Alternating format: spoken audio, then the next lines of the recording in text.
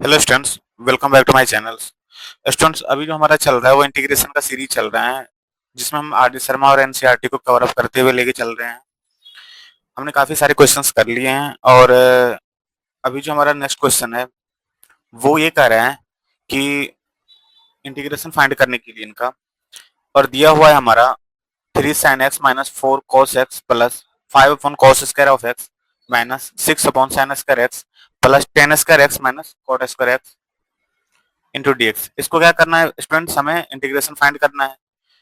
तो स्टूडेंट्स एक चीज में देखो कि फॉर्म तो है इसमें स्प्लिट करने के लिए, ये स्प्लिट कर सकते हैं, बट स्प्लिट करने से पहले कुछ ट्रिगोनोमेट्रिकल एंटिटी को जानना जरूरी है। जैसे यहाँ पर देखो 5 upon cos square of x क्या हो जाएगा, 1 अपॉन cos स्क्वायर x हमारा sec स्क्वायर x हो जाएंगे, 1 अपॉन sin स्क्वायर x हमारा cosec स्क्वायर x होंगे, और 10 स्क्वायर x को क्या लिख सकते हैं हम, sec square x minus 1, cot square x को क्या लिख सकते हैं हम, cosec स्क्वायर x माइनस 1।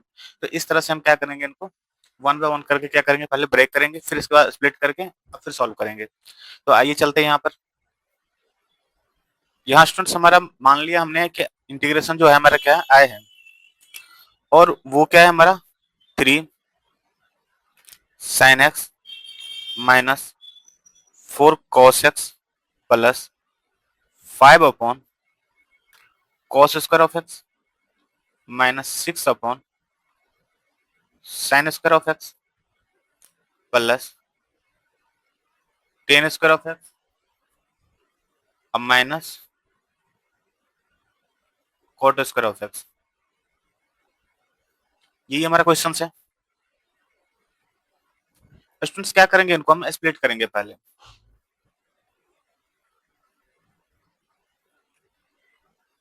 इनको पहले क्या करते हैं, हम अलग अलग कर देते हैं। जैसे हमारा क्या है 3 sin x dx, 4 cos x dx plus 5 upon क्या है हमारा cos square of x minus 6 upon sin square of x।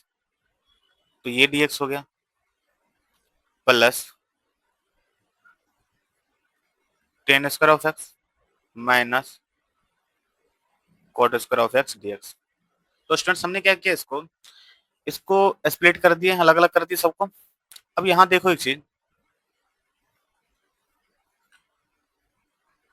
इनको और सिंप्लीफाई करते हैं थोड़ा।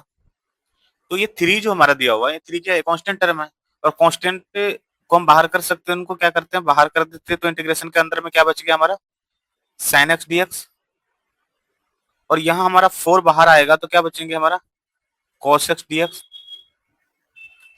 और 5 यहाँ पर कांस्टेंट है, ये भी बाहर हो जाएंगे। स्टूडेंट्स यहाँ हमने क्या किस 1 अपॉन cos स्क्वायर x को क्या लिख सकते हैं यहाँ पर sec स्क्वायर ऑफ x, और यहाँ 6 को बाहर कर ले तो क्या हो जाएंगे हमारा 1 upon sin square x cosec square x cosec square of x।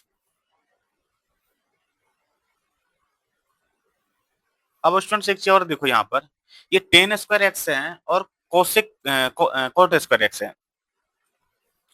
Plus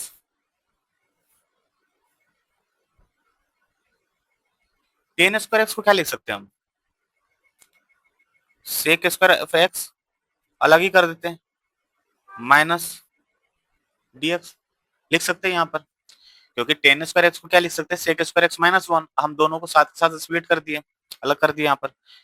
ठीक उसी तरह से यहाँ देखो cot स्क्वायर x को क्या लिख सकते हैं, cot स्क्वायर x को लिख सकते हैं cosec स्क्वायर x माइनस 1। तो cosec square of x dx अब माइनस माइनस क्या हो जाएगा, प्लस होगा इंटू dx।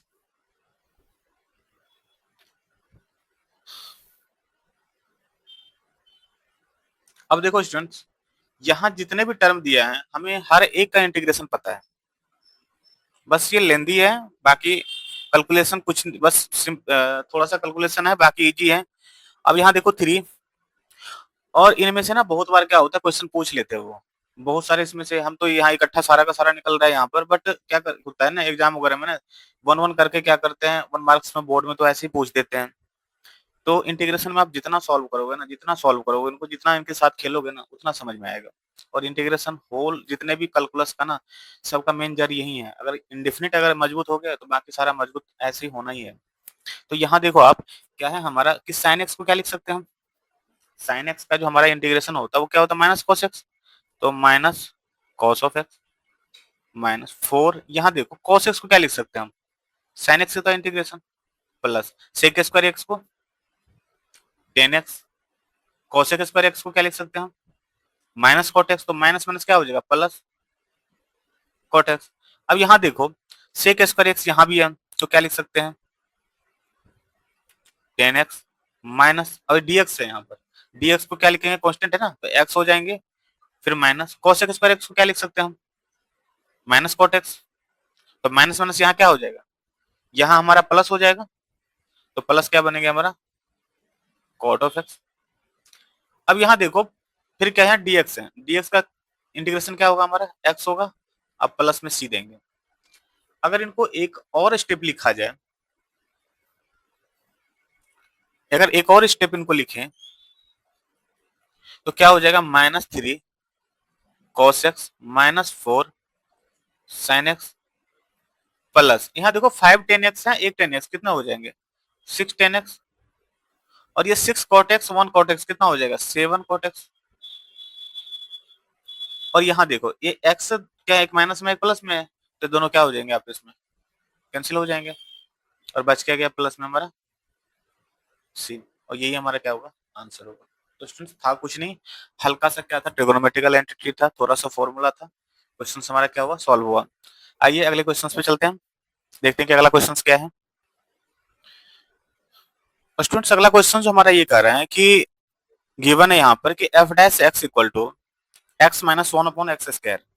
कह रहा है f one equal to one upon two दिया हुआ है वैल्यू फाइंड करने के लिए। तो देखो सबसे पहले तो क्या है कि ये दिखने में लग रहा है थोड़ा सा डिफिकल्ट लग रहा है, बट ऐसा है नहीं, क्योंकि जैसे इसकी इंटीग्रेशन होगा हमें पता है कि इंटीग्रेशन इधर रिवर्स प्रोसेस ऑफ इंटीग्रेशन, जो इंटीग्रेशन होता है डिफरेंशिएशन का हमारा क्या होता है? रिवर्स प्रोसेस होता है। अब यहाँ स्टूडेंट्स एक चीज देखो कि ये एफ डैश एक्स है और ये है, इनको क्या करना है? इंटीग्रेट करना है। इंटीग्रेट करेंगे क्योंकि जब तक ये, क्योंकि वैल्यू जो हमारा दिया हुआ है ये एफ एक्स में दिया है, ये जो वैल्यू है ये एफ एक्स में दिया हुआ है, तो ये भी अगर हमारा एफ एक्स में आएगा तभी जाके वैल्यू फाइंड होगा। तो एफ एक्स में लाने के लिए क्या करना पड़ेगा? इस एफ डैश को इंटीग्रेट करना पड़ेगा, और वही हम करते हैं। यहां हमने देखो क्या किया, इसको इंटीग्रेट करते हैं। इंटीग्रेट जैसे करेंगे एफ डैश एक्स को, तो क्या बनेंगे हमारा? इसको एक स्टेप और हल्का सा लिख देते हैं। Integration of f dash of x d x equal to integration of, इसको स्प्लिट कर दो साथ के साथ, डी एक्स माइनस, और वन अपॉन जैसे एक्स स्क्वायर है, तो वन अपॉन एक्स स्क्वायर है तो उनको क्या लिख सकते हैं हम? ऊपर में अगर लिखें इनको तो x to the power minus two d x, यही लिखेंगे हम। यहां देखो अब कर दो इनको, अब एफ डैश एक्स है तो क्या बनेंगे? डिफरेंशिएशन है ना, तो इंटीग्रेट करेंगे तो क्या होंगे? वो हट के हमारा एफ एक्स आ जाएंगे, इक्वल टू एक्स को क्या लिख सकते हैं हम? एक्स स्क्वायर अपॉन टू, वही x to the power n वाला फॉर्मूला अप्लाई कर रहे हैं, minus x to the power minus two plus one upon minus two plus one plus C.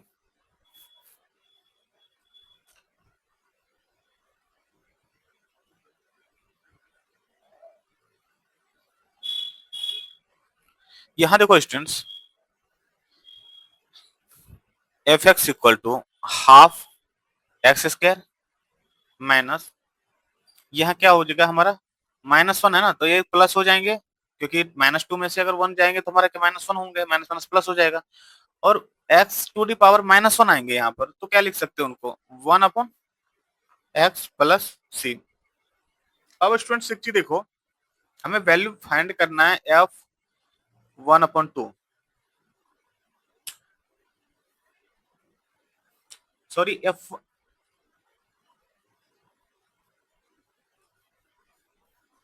One की वैल्यू फाइंड करनी है हमें, जो कितना दिया है? वन अपॉन टू के बराबर। तो हाफ क्या होगा? वन का square plus one upon one plus C. या इनको क्या लिख सकते हैं, क्योंकि f1 का जो वैल्यू हमें दिया हुआ है वो क्या दिया, हाफ दिया हुआ है, तो हाफ इक्वल टू क्या होगा हमारा, 1 का स्क्वायर 1 ही होगा, तो हाफ प्लस 1 प्लस सी। एक चीज देखो यहाँ पर,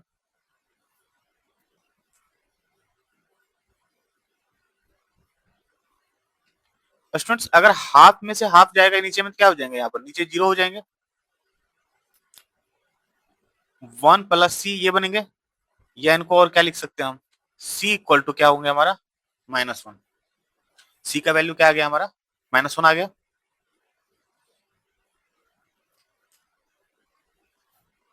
अब देखो कंप्लीट लिख दो इनको, एफ एक्स का जो हमारा वैल्यू निकल के आया यहाँ पर, क्या निकल के आया, जो एफ एक्स का वैल्यू निकल के आया वो आया हमारा x square upon 2 plus 1 upon x, और c की जगह पे क्या होगा हमारा, -1, और यही हमारा क्या होगा, आंसर होगा। तो स्टूडेंट बस हल्का सा था, बस एक वैल्यू दिया हुआ था, बस उनके बराबर के c का वैल्यू फाइंड करके और ये निकल गए। तो इस तरह से क्वेश्चंस क्या हुआ स्टूडेंट्स, खत्म हुआ। आइए अगला क्वेश्चन देखते हैं।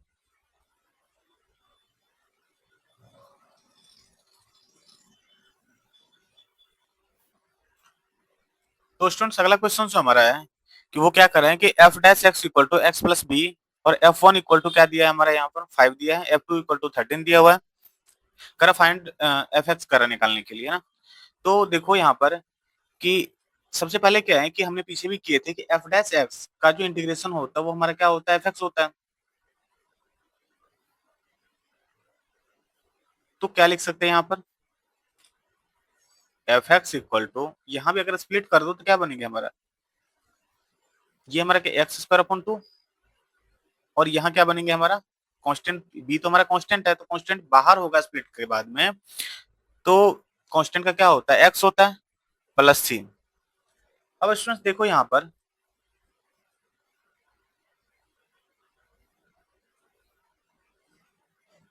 हमें सबसे पहला क्या दिया हुआ है, ये कंडीशन क्या दी है यहाँ पर कि एफ वन का वैल्यू कितना 5 दिया हुआ है, तो पहले हम एफ वन निकालते हैं, यहाँ पर फाइंड करते हैं एफ वन क्या हो जाएंगे हमारा, 1 का square upon 2 plus B into 1 plus C, और ये वैल्यू कितना दिया हुआ है 5 equal to half plus B plus सी।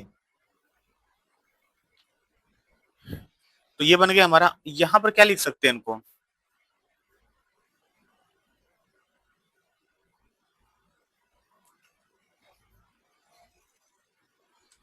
यहाँ पर हमारा 5 -1/2 इक्वल टू बी प्लस सी लिख सकते हैं, या इनको और क्या लिख सकते हैं, 5 टू 10 -1 कितना हो जाएगा 9/2।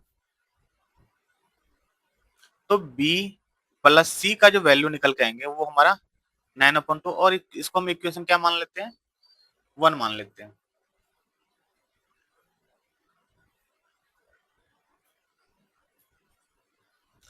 स्टूडेंट अगला जो हमारा एक कंडीशन दिया हुआ है वो दिया है F2 का। अब F2 जो अगर फाइंड करें तो क्या बनेंगे हमारा, 2 का square upon 2 plus B into 2 plus C, और F2 का वैल्यू कितना दिया हुआ है हमारा 13, 13 इक्वल टू, ये एक 2 कैंसिल हो जाएंगे, ऊपर में कितना 2 बचेंगे प्लस 2b प्लस सी। यहाँ देखो स्टूडेंट 6 13 में से अगर 2 अगर हमारा माइनस होगा तो क्या बनेंगे 11 बचेंगे, तो क्या बन रहा है यहाँ पर 2b plus C equal to 11, और इसको क्या बोलेंगे, इक्वेशन सेकेंड।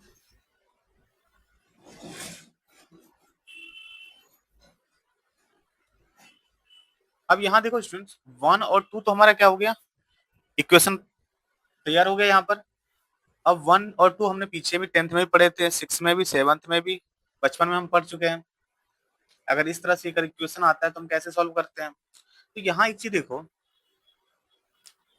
यहाँ 2b प्लस सी है और यहाँ b प्लस सी है, तो हम c को क्या कर सकते हैं, कैंसिल कर सकते हैं, तो एक में से दो को क्या कर देते हैं, माइनस कर देते हैं, जो हमारा इक्वेशन है 1 - 2 कर देते हैं। अगर 1 - 2 करते हैं यहाँ पर तो क्या बन के आता है हमारा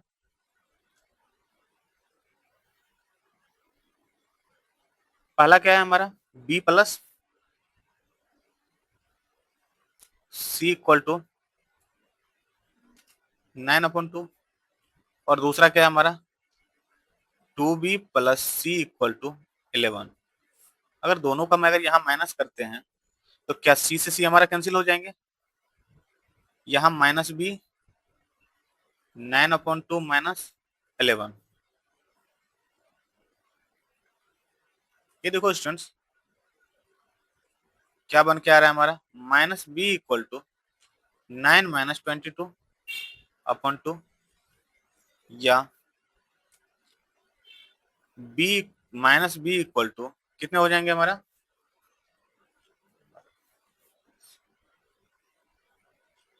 माइनस में 13/2।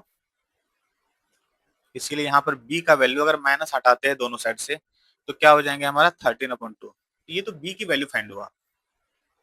अब यहाँ देखो अगर b की जो वैल्यू है कोई इक्वेशन में पुट करना पड़ेगा। तो पहला इक्वेशन हमारा क्या है कि b plus C equal to हमारा क्या है 9/2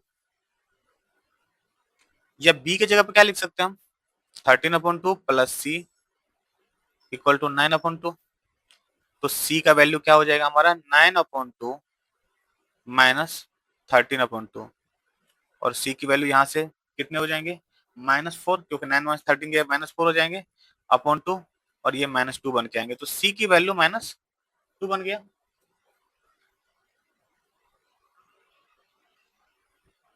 अब स्टूडेंट देखो अब हमें क्या करना है, हमें तो लाना है fx लाना है।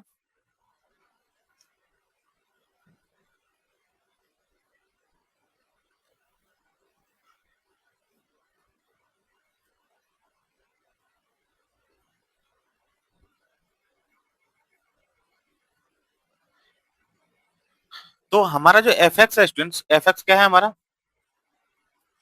fx हमारा जो fx की वैल्यू हमारा क्या है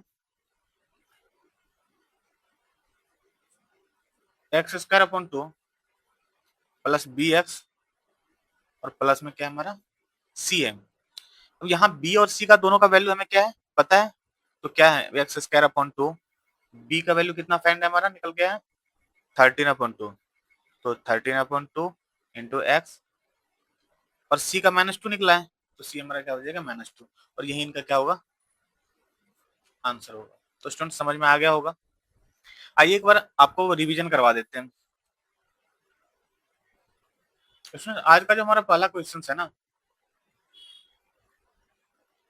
वो यही है।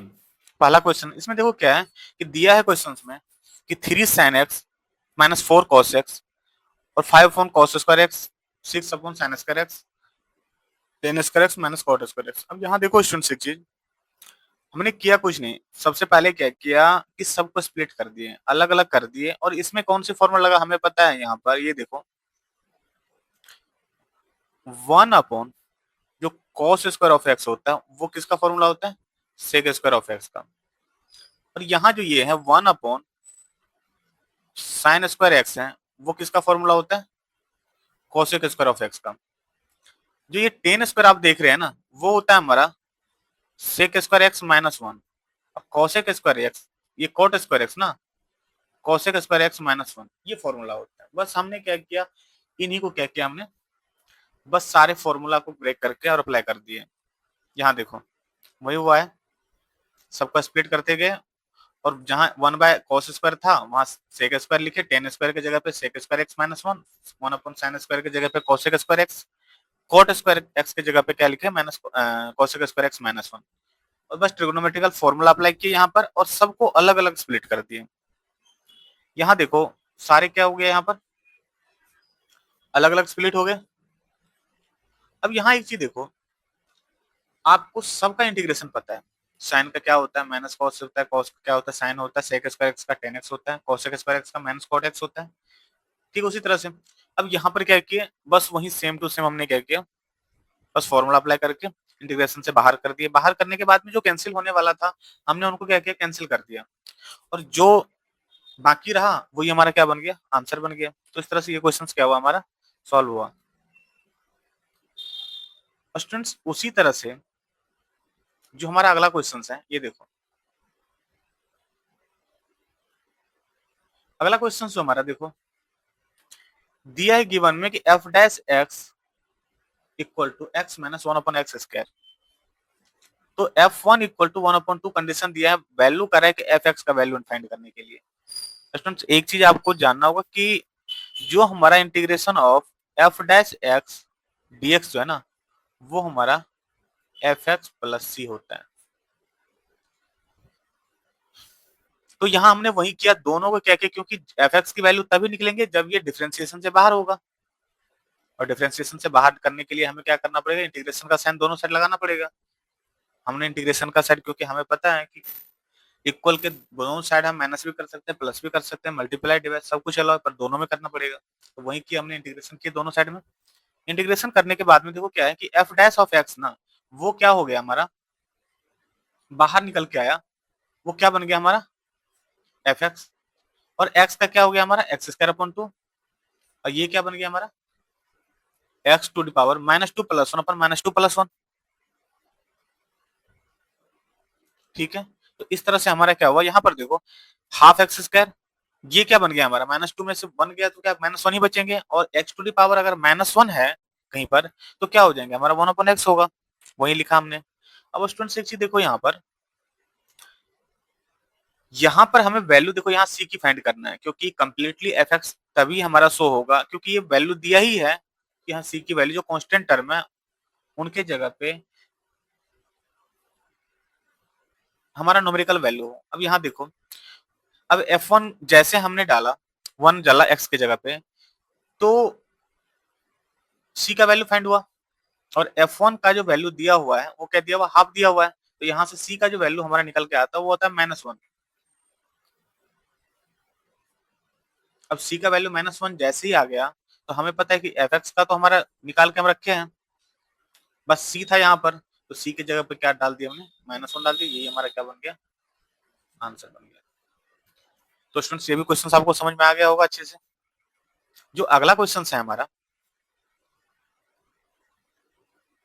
ये देखो अगला क्वेश्चन दिया है, कह रहा है कि एफ एक्स का जो वैल्यू है एक्स प्लस बी है, जहां एफ वन फाइव के बराबर है, एफ टू का किसके बराबर है 13 के बराबर है।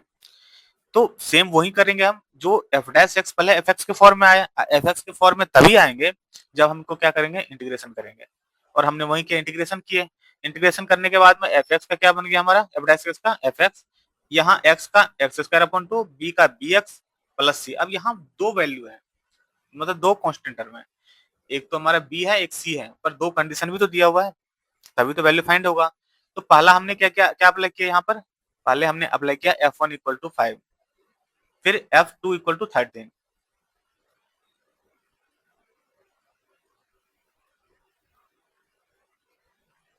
अब यहाँ देखो स्टूडेंट्स, पहले हमने एफ वन डाला, एफ वन डालने के बाद में हमारा देखो क्या वैल्यू निकल के बाहर आया, ये आया b plus C equal to 9.2। फिर एफ टू डाला, और एफ टू किसके बराबर है 13 के बराबर, तो 13 के बराबर क्या हो गया हमारा b plus C equal to 11। यहाँ देखो स्टूडेंट्स, इक्वेशन वन में से अगर टू को हम माइनस करते हैं तो क्या बन के बाहर आ रहा है हमारा b plus C equal to 9/2 और two b plus C equal to 11। यहाँ पर अब जब इक्वेशन को सॉल्व करना तो हम बचपन से पढ़े हैं, बस वही किया हमने, माइनस करेंगे तो माइनस भी होगा, यहाँ से सॉल्व करके हमारा क्या आ गया बी की वैल्यू आ गया। अब बी की वैल्यू आ गया तो हमें पता है पीछे से कि जब कोई एक वैल्यू फाइंड होता है तो वो वैल्यू हम किसी एक इक्वेशन में पुट करके अगला वैल्यू फाइंड कर लेते हैं, तो वही किया हमने। हमने इक्वेशन वन में क्या किया, जो हमारा बी का वैल्यू निकला हुआ था हमने डाल के, और सी हमने क्या किया फाइंड कर लिया। अब बी और सी हमारे पास दोनों आ गए, तो जो हमने एफ एक्स निकाला था बस उसमें बी और सी की वैल्यू क्या किए पुट कर दिए। ये देखो इक्वेशन तो हमारा क्या है, इक्वेशन हमारा ये है, और यहाँ पर कांस्टेंट क्या है बी, तो बी 13/2 और सी हमारा -2। इस तरह से क्या हो गया हमारा सॉल्व हुआ। तो स्टूडेंट्स आज के लिए इतना ही रखते हैं, मिलते हैं अगले वीडियो में, तब तक के लिए इजाजत दीजिए, थैंक यू।